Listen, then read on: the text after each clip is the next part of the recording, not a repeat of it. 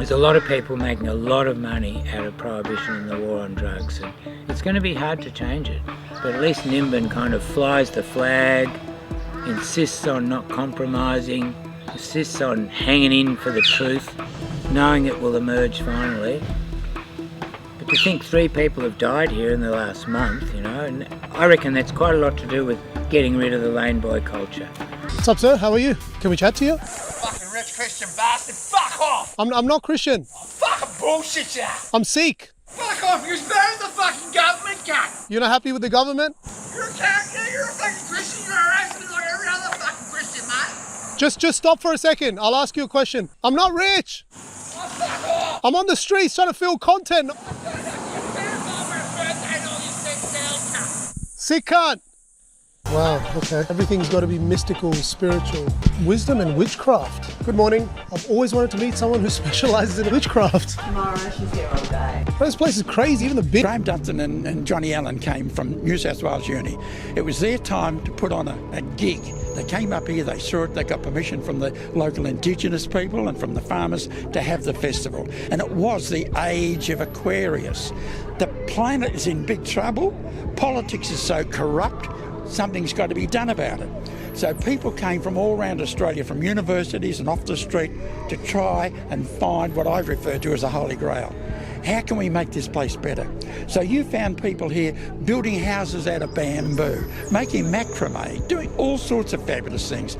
Beautiful music, so when you had your mushrooms or dropped some acid and went for a walk, you could find your way back to where the music was. It was very spiritual, it was fantastic, and the vibe is still here today. This is a time capsule of wonderment. After the Aquarius Festival, many people chose to live here, collectively bought blocks of land as share communities. They are still here today, living the dream, living the absolute dream. Now I will update you on all about the Aquarius Age. The Aquarius Age has begun in year 2012, where the Mayan calendar has now run out and ended and went into the Aquarius Age. The Water Spirit Age now began, where the Jesus picture of the fish, and the fish represents water.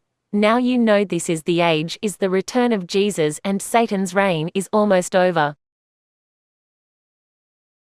In this video, take a look around. This is what they worship in secret, and now you will see 3 rocks at Nimbin are so spiritual they are worshipped, and they wouldn't surprise me. This is where they do their rituals, maybe they are blood sacrifices to their lowercase g gods.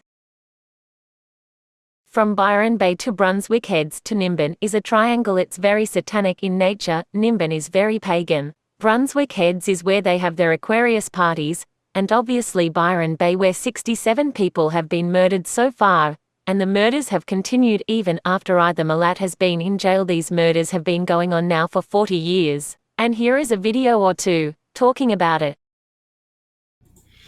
I don't know. I can't see how they can even deem that as not suspicious when the guy's been scalped and they found a hunting knife in his chest. How is that not suspicious? I don't get. So there is no 2 ways about it that whatever is going on in Byron Bay's underbelly is getting kept very, very dark and very, very secret. And as a matter of fact, people even suggest that the police also may be involved in this. This is why it isn't getting investigated. Now, this isn't what I am saying. This is what I'm saying people are suggesting. But there's no 2 ways about it that there is something very, very suspicious going on in Byron Bay. So in relation to the Jackson stacker, I found this video on YouTube. So this creator's name is The Gulag, so credits go to The Gulag. And he explains a bit more on what was going on in Jackson's life at that time, and it is definitely suspect. Okay, I'm not going to play the whole video, but they have just finished saying how Jackson was getting into the doof scene and how people started dying at these underground doofs from overdoses and other things like that. And so he wanted to get away from that. And that is where we are up to in this story. Let's go. It was here that Jackson's paranoia reached its peak. He realized that he had made a grave mistake and the people around him were actually dangerous. But it was already too late. He was caught up in this dangerous world, fueled by drugs and alcohol. And not before long, Jackson started to really seek an excuse to escape these beaches and these car parks and head out to the sand dunes by himself, where he would go anywhere between 2 to 3 days and return very gaunt and skinny, and only return when his Centrelink payments went in. So Jackson's family and friends were worried sick about him, but he was too far gone to listen. It wasn't until his mum Sandra finally realised the gravity of the situation and decided to track him down and reach out to his older friends. Now, one of his old friends from Cairns told police while they were staying in a recluse camp in North Queensland up in the Tablelands, they experienced a lot of mind-controlling rituals and cult-like behaviour. And eventually... So this is where it's very important, because it seems to always come back to this cults and rituals when people are going missing around this area. They both left after Jackson started to believe in these people and started to really buy into their sexual cults, and so his friend felt like he had to pull him out of there. But during this period of time, there was border restrictions in place, and this prevented Jackson from returning home, so he felt like he was trapped in Byron Bay. And well, this is where things turned ugly, because on the 22nd of July 2020, Jackson's mother would hear from him for the very last time. Okay, so from here forth, guys, things get a little messy. So viewers' discretion is advised from this point forth. So on the 22nd of July, Sandra, which was Jackson's mother, she gave him a call and she reported that everything was as per usual, that he was his normal self and nothing was out of the normal. Now from there, he had his van parked up in Byron Bay Beach. So it was very common to see a lot of vans parked up for months at a time as the backpackers stay there, and then they might move 2 weeks later, come back, so on and so forth. But after about a month of this van sitting in the one spot with no human activity, a few backpackers decided to call the police and report on it. Now, when the police went out there and they opened the van up, they soon realised it was Jackson's van, as all his belongings, including his wallet, his phone, and everything that was important to him was still in the van. Now, it was very evident to the police officers that it was quite musky, so it had been closed up for the entire time, but they did report that it had been turned over and ransacked, almost like someone has gone through all of his belongings and then locked the vehicle and left it there. So now it's the 24th of August, exactly a month and 2 days from when his mother last spoke to Jackson. And that's when they found Jackson's body. Now, Jackson was face down in a paddock about 40 kilometres away from Byron Bay in a little tourist attraction called Sleepy Hollow. Now, when they found him, he had actually been scalped, and they found his scalp with his dreadlocks still attached to it about 13 metres away from his body. Not only that, they also found 3 fingers that had been cut off and scattered around the area. Now, that's where we're going to leave it, because it does get pretty graphic, but you can see that how can this not be seen as a murder, exactly what it is? Like, how can this be seen as suicide or misadventure or something like that? And I think it's just bonkers that anyone can believe anything different. It just blows my mind that they see things like that and they say that it's a suicide. I mean, it's absolutely plain to see for blind Freddy that that is not a suicide. And it just makes more questions to be answered, to be honest.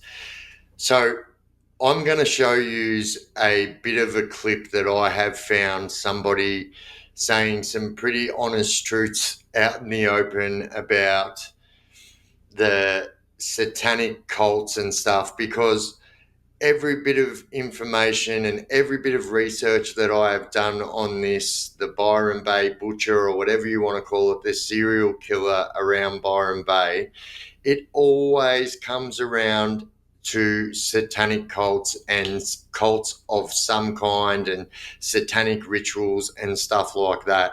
And so I found this 9-minute podcast, if you will, about a person coming out and speaking about Ivan Milat and the satanic cults and stuff like that. But the truth is, I can't even show or let you hear the majority of this on YouTube. So if you want to hear the full of this podcast in its full, you're going to have to jump over to my Patreon. My Patreon is connected to my YouTube channel page there. You jump in there, you'll be able to find my Patreon, and I will post the whole podcast where this person is alleging what he is alleging in regards to Ivan Milat and the stuff that was going on in Belangolo and satanic rituals and satanic cults. It's actually blown my mind. Cut to the chase.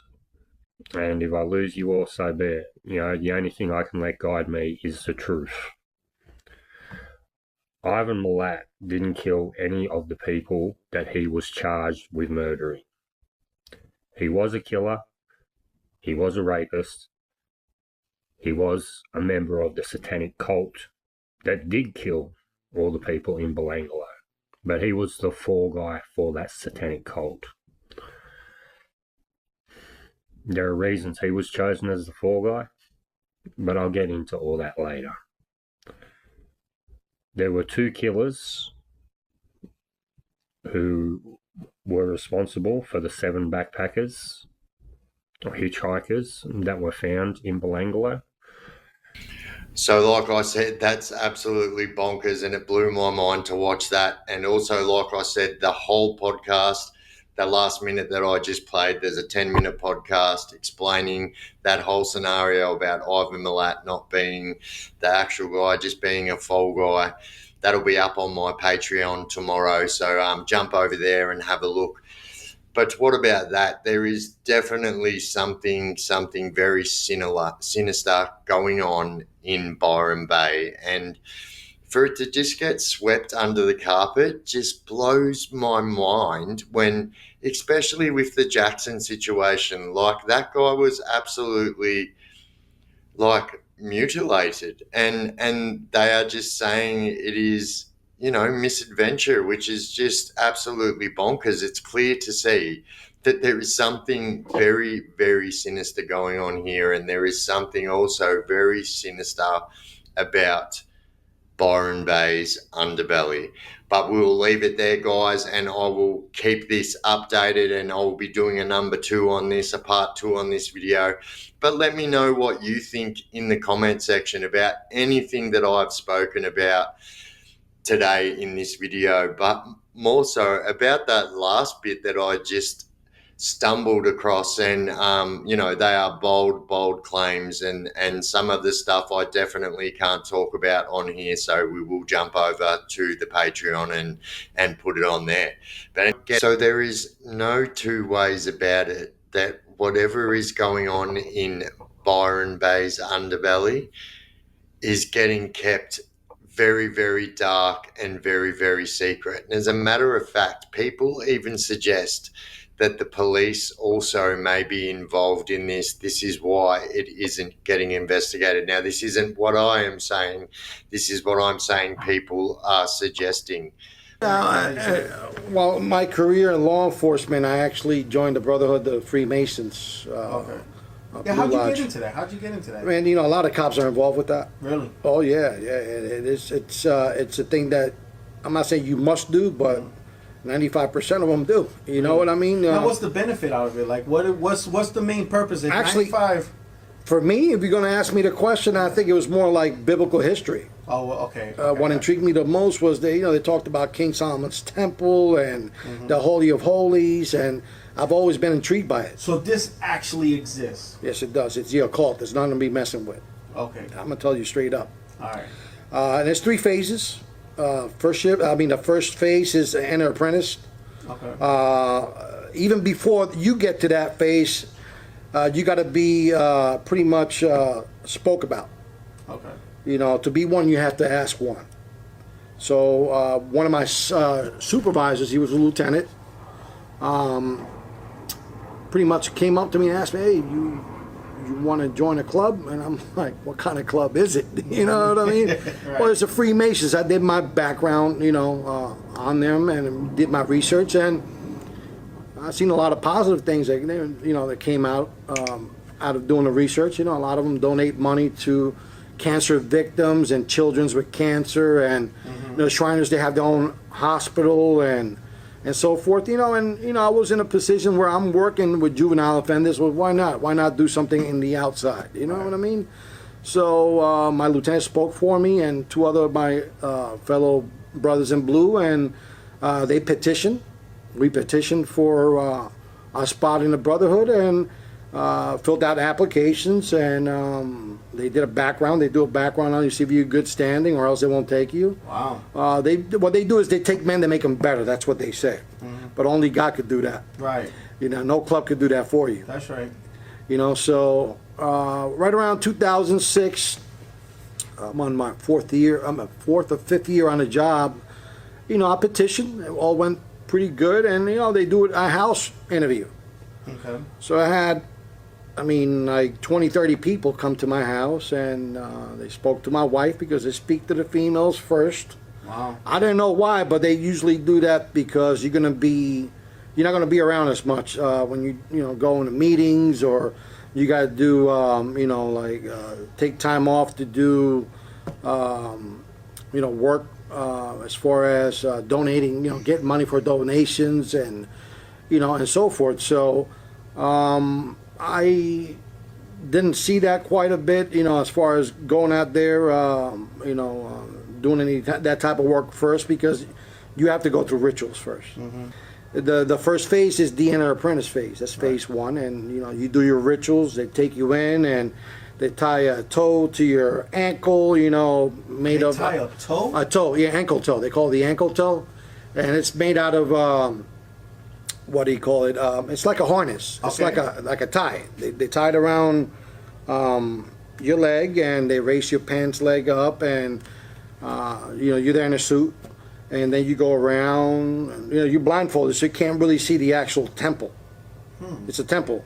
You got Joaquin and Boaz on one side, the two towers, which is the two pillars of the Freemasons. This is like big time. Oh, it's a ritual. This is like sacred stuff. Like yeah. But see, the way they cookie cut it is that they only get the ones that are like, I would say the ones that are really interested and the ones that are clean cut. Right. All right. And I'm going to add the devil to this too. Okay. Because when you're in the world, you're of the devil. Your father, the devil, right? Right. When you don't have God on your mind at all times, from when you wake up in the morning to when you go to sleep at night, you're of your father, the devil. And I'm just going to say it like that, but I'm going to be bold and honest, Right.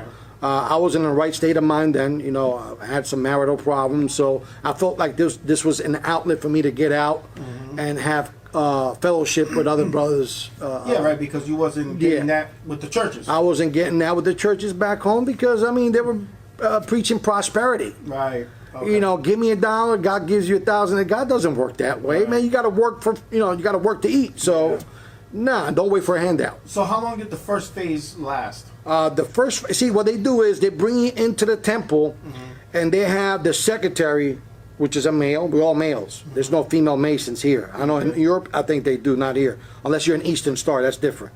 Okay. But the Freemasons, you got the Blue Lodge, which is composed of all different nationalities and backgrounds of Masons, right, to include different religious sets. Hindu, Muslim, whatever. You could be atheist, they don't care. You could be Satan. You could be a devil worshiper.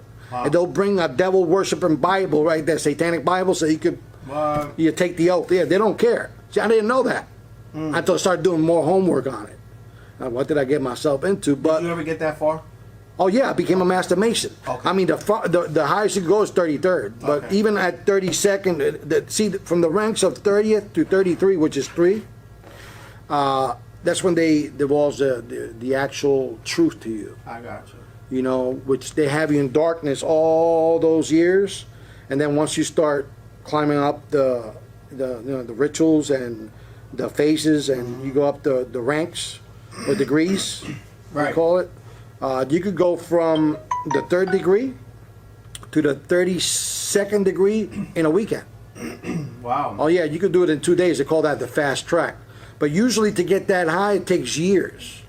Wow. It takes years, but you could do it the other way. You got to pay some money or talk to whoever. I heard that some people, if I might be mistaken, but I know some of these rich people, these Hollywood people, they give land, millions of dollars. Oh yeah. It all depends, because those are called dues, right? Okay. And you talking about occultic, satanic individuals that work in Hollywood.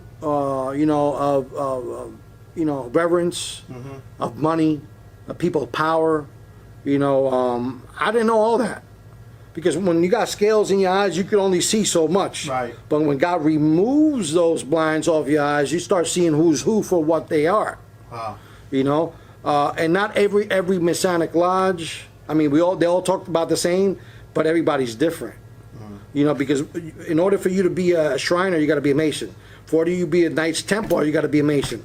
And the more you go up in that pyramid, and the highest you could go is a Rothschild. Right. They're the highest of the highest. Really? Yeah, they're the satanic children of Satan. Wow. They actually sit on the table and they have a special chair for Satan right there. And he comes and talks to these family members, and they're the ones that the shaking and bakers, I call it. Now, this all has to do also with the those people who go out into the wood and they burn that wooden owl and stuff like that. Oh yeah, you talking about those the Illuminati? Illuminati. Okay, so right. This has to do with them. Oh too? yeah, you have to be a Freemason to be there. All the presidents were Freemasons. Okay. A small portion weren't, but they were Jesuits. This is the same thing. Okay. Yeah, even the Pope.